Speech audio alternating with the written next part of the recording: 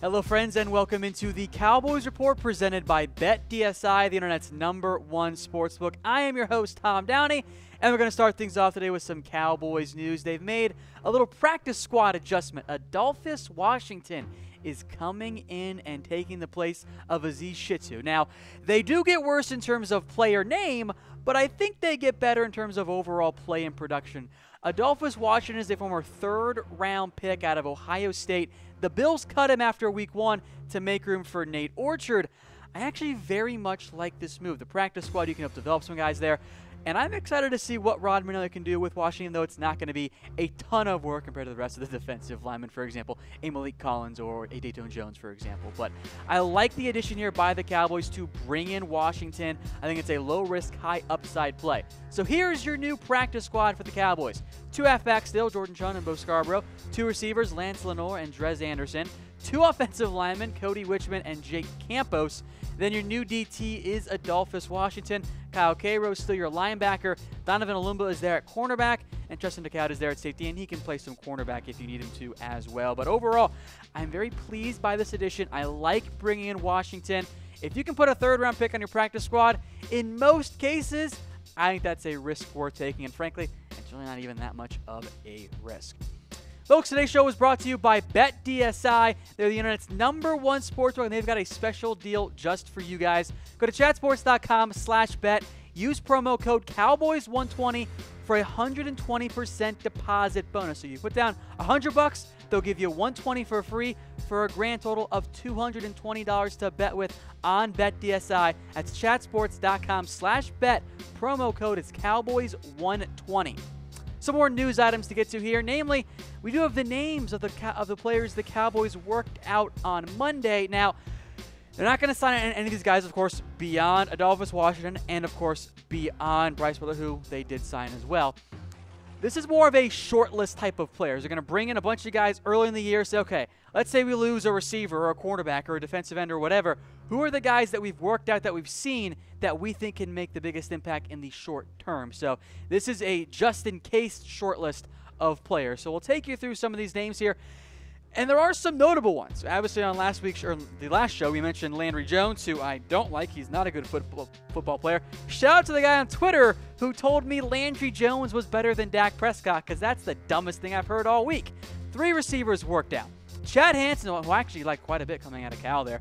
Justice Liggins, and then Francis Owusu out of Stanford. 1 offensive lineman in William Poles, and then a lot of defensive guys this week. Now, we'll talk about some of the defensive ends, and we'll get to the cornerbacks here in a second, but Cameron Malveaux worked out. Christian Ringo was a former 6th-round pick.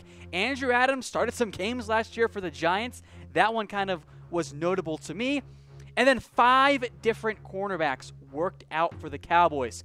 First off, you'll see 2 names on there, Alex Carter and Jeremy Lane. Well, those guys played under Chris Richard, so not a big surprise there. David Amerson, though, is the one that's really eye-opening to me, because the Cowboys have their starting cornerbacks locked in. They actually go 4 deep, and they're all 4 good corners, at least the way they're playing right now. He's got experience as a starting cornerback. He's a streaky player, but I am surprised he's unsigned. I thought the Chiefs made a good pickup there. They cut him because they just, I guess, didn't like him. A former 2nd-round pick, has started a bunch of games over his NFL career there. This strikes me as the, hey, if we lose a Byron Jones or an Awuzie for an extended period of time, who can we go get? That's what Amerson kind of looks like there. I was kind of surprised he was brought in for a workout, but it was worth mentioning. Of course, you saw the list there of the receivers the Cowboys brought in. So should they have signed Bryce Butler? We kind of asked this a little bit yesterday, but not quite as direct. So, or not yesterday, excuse me, on Tuesday. Should the Cowboys have signed Bryce Butler? Type Y for yes, type N for no. I'm fine with the signing. He's not going to be your number 2. He's going to be more of a number 4, number 5, number 6, whatever. But I do like Chad Hansen. Now, clearly there's some stuff wrong with him because he could make the Jets or the Patriots roster. But I kind of might have wanted to take a shot on Hansen instead.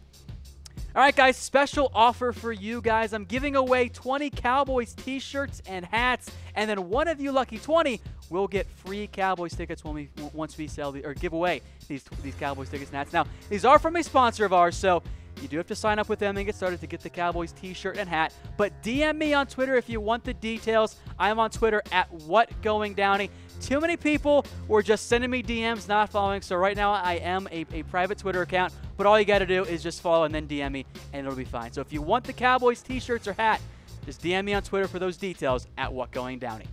All right, one last news item here for your Dallas Cowboys. Maliek Collins, he is still banged up. Now, he's suffered a sprained knee in week 2, and I really like Maliek Collins, the player, when he's on the field. I think he makes a lot of good plays, a good pass rusher, but he's always got some type of injury. Now, normally, Maliek Collins does not miss regular season games, so I wouldn't be surprised if he plays through it, but this is worth mentioning coming off of the injury report there. He didn't practice Wednesday. Jason Garrett said he was maybe going to practice before, but if Collins can't go, you're kind of banged up on the interior because you got Antoine Woods, you got Tyron Crawford. Every other defensive tackle, even Daniel Ross, appeared on the injury report. Now, Ross is fine. He was a full participant. He's going to be good to go. But Jones is banged up right now coming off his own knee injury. He practiced, though, which is a good sign for him. So just monitor that interior defensive line depth because I am just a little bit concerned about it for the Cowboys.